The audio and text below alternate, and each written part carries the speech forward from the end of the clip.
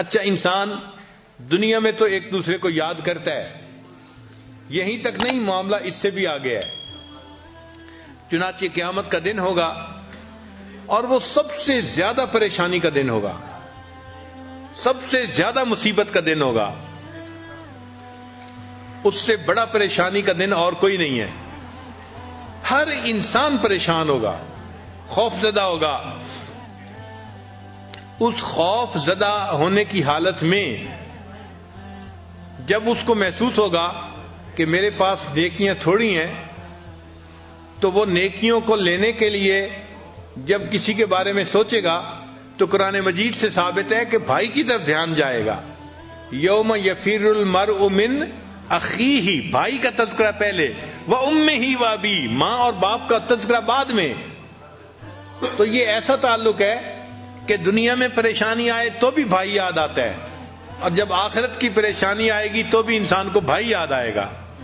اس تعلق کی ویلیو کرنی چاہیے اور آپس میں گھروں میں بھائیوں کو الفتیں محبتوں کے ساتھ رہنا چاہیے. کاروباری پریشانیاں ہونا یا اختلاف ہونا، ان کو ریزالو کر کے ہمیشہ اس تعلق کو بہتر کرنے کی کوشش کرنی چاہیے، تاکہ اس سے اللہ تعالیٰ بھی راضی ہوں اور ماں باپ بھی اس بات سے راضی ہوں. چنانچہ بھائیوں کے درمیان اور بہنوں کے درمیان محبتوں کے عجیب و غریب واقعات ہیں. ایک واقعہ ہے دو بھائیوں کا، ایک بڑا تھا دوسرا چھوٹا تھا. تو بڑے بھائی کی شادی ہو گئی اور اس کے بچے بھی ہو گئے. چھوٹا بھائی ابھی اپنی جاب کر رہا تھا، اس کی شادی نہیں ہوئی تھی. ان کے والد فوت ہو گئے، تو والد کی زرعی زمین تھی، وہ ان دونوں بھائیوں نے آدھی آدھی تقسیم کر لی. جب آدھی آدھی تقسیم کر لی تو اب اس زمین کی فصل نکلی سال کے بعد جیسے نکلتی ہے. تو بڑے بھائی نے بھی اپنی فصل کو سمیٹا اور چھوٹے نے بھی سمیٹا. مگر جب رات آئی تو بڑے بھائی نے سوچا کہ میرے ساتھ بیٹے بھی ہیں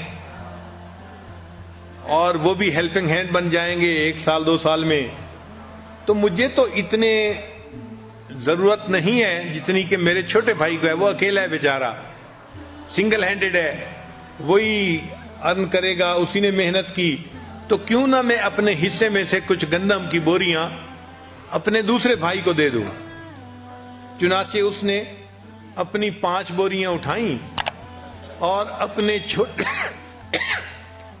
چھوٹے بھائی کی زمین کے حصے میں جہاں بوریاں پڑی تھیں وہاں جا کے ڈال دی. اللہ کی شان، جب رات کا آخری حصہ آیا تو چھوٹے بھائی کے دل میں بھی یہی خیال آیا کہ ہم 2 بھائی ہیں اور ہماری زمین آدھی آدھی ہے، لیکن میں تو اکیلا ہوں، میری تو ضرورت اتنی نہیں ہے. میرا بڑا بھائی تو فیملی والا ہے، اس کے بچے ہیں، بیوی ہے، ذمہ داری زیادہ ہے، بوجھ زیادہ ہے. کیوں نہ میں اپنی گندم میں سے کچھ گندم اس کے حصے میں ڈال دوں تو اس کو فائدہ ہو جائے گا. چنانچہ اس نے بھی 5 بوریاں اٹھائیں اور بھائی کی بوریوں میں جا کے اس کو رات کو ڈال دیا.